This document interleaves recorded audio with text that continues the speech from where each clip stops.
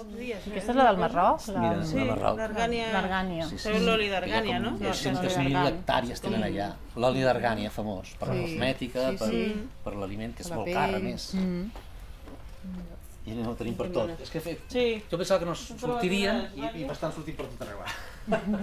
Mira, per al YouTube aquest vaig veure un senyor que els picava i sortia una llavor, però com les ametlles, però tova, i vaig dir, ui, això es podrirà.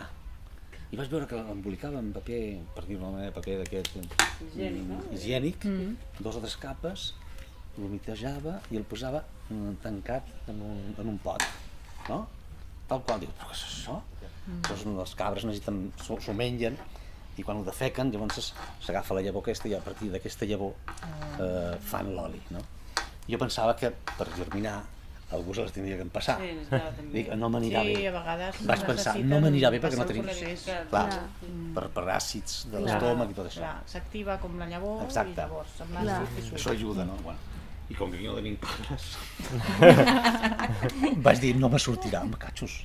Als 6 dies va ser, no? Sí. Vaig fer l'experiment aquest i als 6 dies ja havien germinat. Una cosa, una alegria van tenir. Sí, però vam esperar, i mira.